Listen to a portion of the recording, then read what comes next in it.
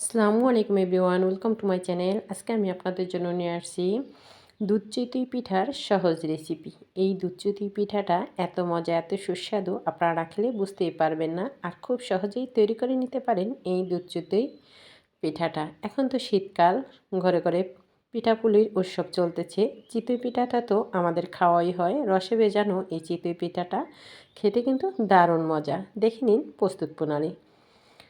পিঠাটা তৈরি করার জন্য এখানে আমি নিয়ে নিয়েছি চালের গুঁড়ো। এখানে আমি 4 কাপ চালের গুঁড়ো নিয়ে নিয়েছি। আপনারা যে পরিমাণ তৈরি করবেন ওই পরিমাণ চালের গুঁড়াটা বাড়িয়ে কমিয়ে নিতে পারেন।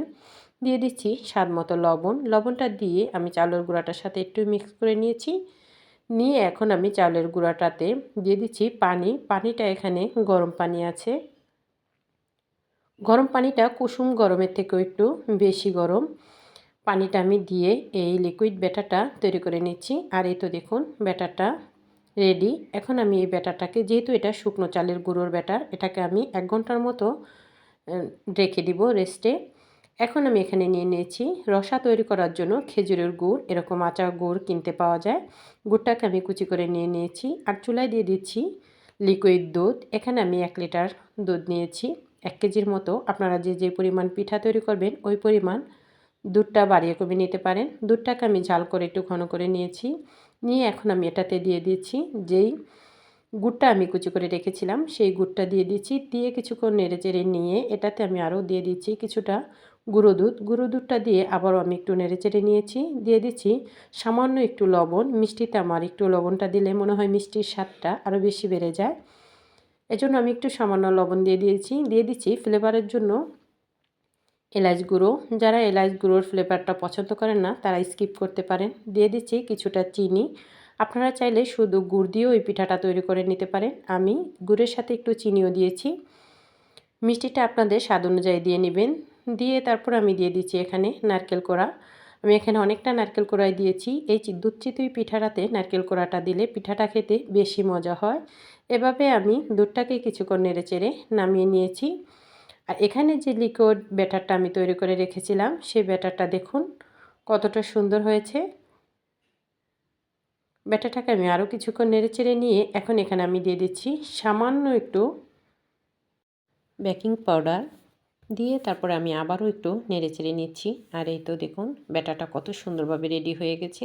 এখন পিঠা তৈরি করার জন্য এখানে আমি নিয়ে নিচ্ছি সামান্য একটু ফ্রিজে নিয়ে নিচ্ছি পানি। পানিটাতে আমি 1 টেবিল চামচ তেল দিয়ে দিচ্ছি। দিয়ে একটু নেড়েচেড়ে নিয়েছি। আর এরকম একটি পাতলা কাপড় নিয়ে নিয়েছি। আমি যে পিঠার শাঁসটায় পিঠা তৈরি করব সেই শাঁসটা আমি লোহার নিয়েছি। আপনারা চাইলে মাটির সাজেও পিঠাটা তৈরি করে নিতে পারেন। আর এই তো শাঁসটা আমি গরম করে নিয়েছি। নিয়ে এখন যে তেল আর পানি মিশিয়ে রেখেছিলাম সেটাকে দিয়ে আমি কাপড় দিয়ে সুন্দরভাবে শাঁসটা মুছে নিয়েছি যাতে পিঠাগুলো সুন্দরভাবে উঠে যায়। আর এই তো আমি এখন ব্যাটারটা দিয়ে দিয়েছি। দিয়ে এটাকে ঢাকনা দিয়ে ঢেকে রেখে দিব কিছুক্ষণ পিঠাটা হওয়া পর্যন্ত। আর এই তো দেখুন কিছুক্ষণ পরে পিঠাগুলো কি সুন্দরভাবে ফুলে উঠেছে আর কত সুন্দর হয়েছে আর কত সুন্দরভাবে খোলা থেকে উঠে গেছে দেখুন। শাঁসটা এভাবে যদি পানি দিয়ে একটু মুছে নেন তাহলে পিঠাগুলো খুব সুন্দর হবে আর বানানো কোনো ঝামেলাই থাকবে না। আর একদম দেখুন কত সুন্দর ঝামেলা ছাড়াই পিঠাগুলো তৈরি হয়ে গেছে আর কত সুন্দর ফুলকো ফুলকো হয়েছে পিঠাগুলো।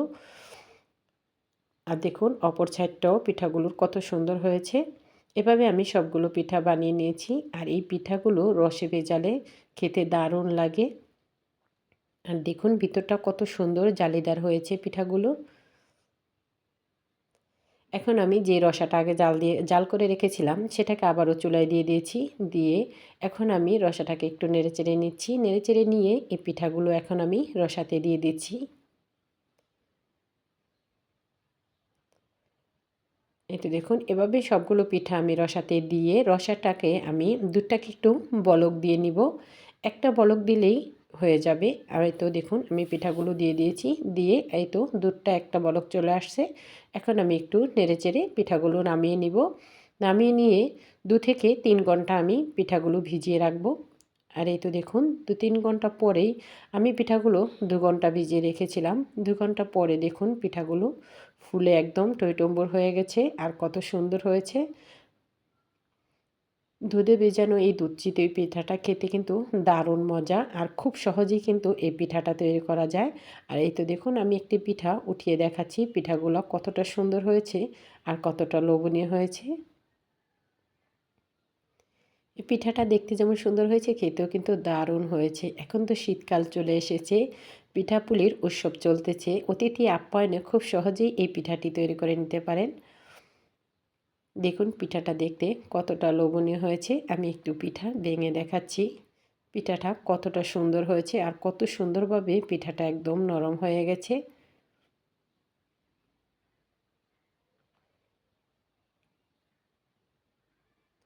দেখুন চামচ দিয়ে ভাঙার সাথে সাথে পিঠাটা একদম সুন্দরভাবে খুলে গেছে আর পিঠাটা কতটা সুন্দর হয়েছে, কতটা জালিদার হয়েছে দেখুন। এই পিঠাটা খেতে কিন্তু দারুণ হয়েছে। আপনারা একবার হলেও এই পিঠাটা বাসায় তৈরি করবেন। সবাই ভালো থাকবেন। আল্লাহ হাফিজ সবাইকে।